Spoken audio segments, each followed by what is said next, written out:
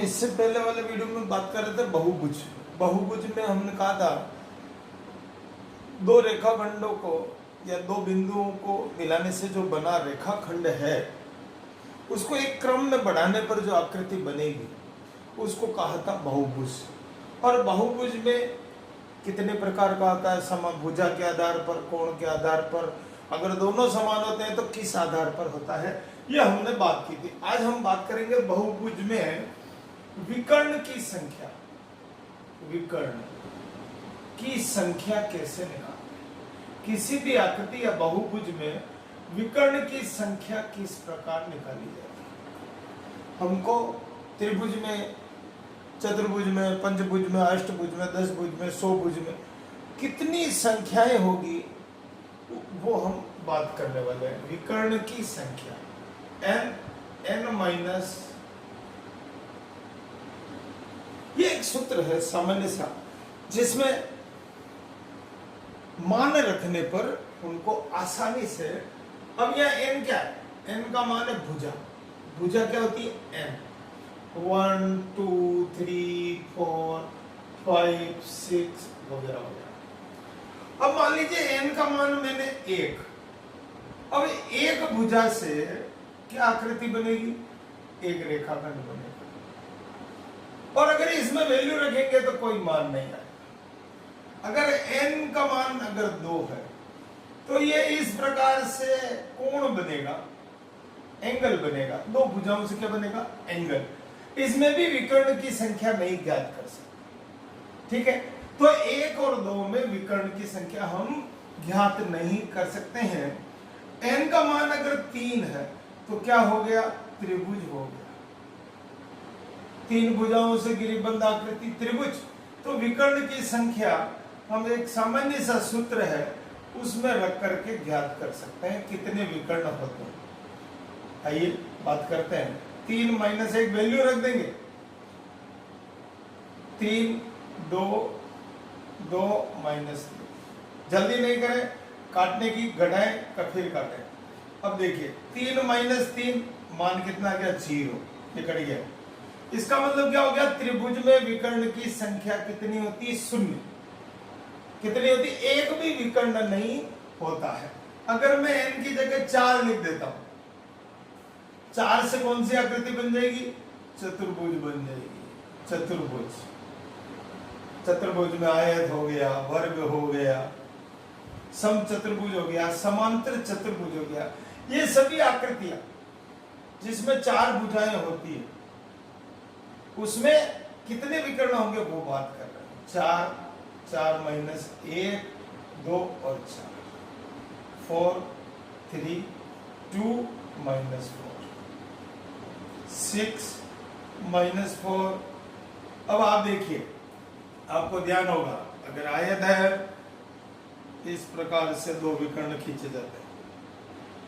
आयत है, वर्ग है, समांतर चतुर्भुज है, तो ये 2 विकर्ण हो गए। इसका मतलब चतुर्भुज में विकर्णों की संख्या होती है 2। अगर पंचभुज है, 5 भुजाएं हैं। पंचभुज। पंचभुज अगर है तो विकर्णों की संख्या किस प्रकार से निकालने वाले हैं? देखिए भुजाएं कितनी? 5।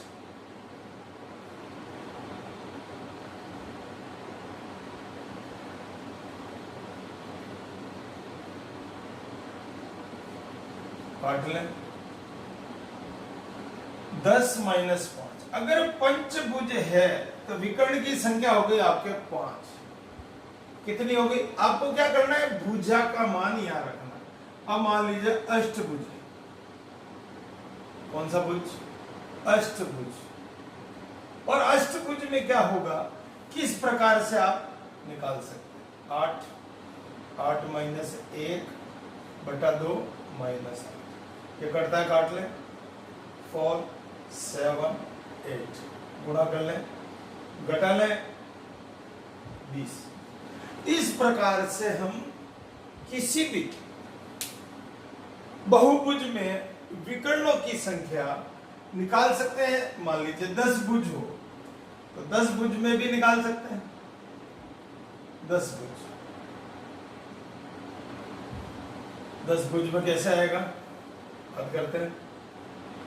10 10 माइनस 1 2 और ये 10 5 5 9 10 45 माइनस 10। अगर 10 भुजाएं हैं, सुने ध्यान से, 10 भुजाएं अगर से बनी आकृति है बहुभुज, तो उसमें हम 35 विकर्ण निकाल सकते हैं। इस प्रकार एक सामान्य सा सूत्र याद रख करके हम बहुभुज में विकर्णों की संख्या ज्ञात कर सकते हैं।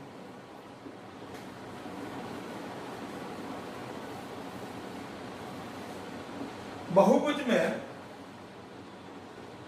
उत्तल बहुभुज, उत्तल बहुभुज,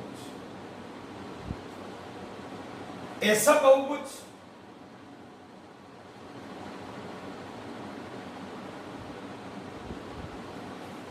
ऐसा बहुभुज जिसमें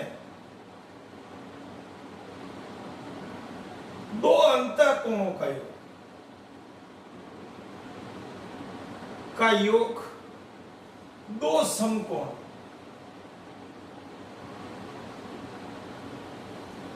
एक 180 से कम हो, उसे उत्तल बहुभुज कहते हैं।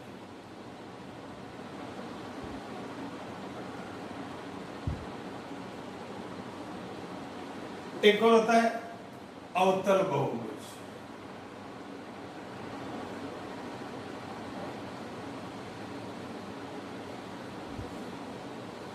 ऐसा बहुभुज जिसमें दो अंतःकोणों का बहुभुज, जिसमें दो अंतःकोण का योग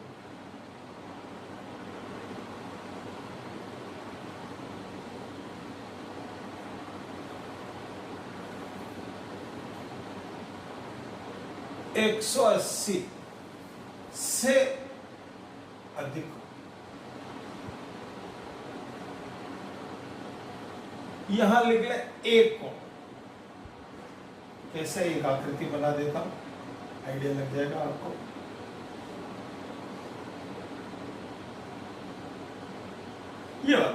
ये वाली जो कोण बनेगा वो दो समकोण से ज्यादा बनेगा।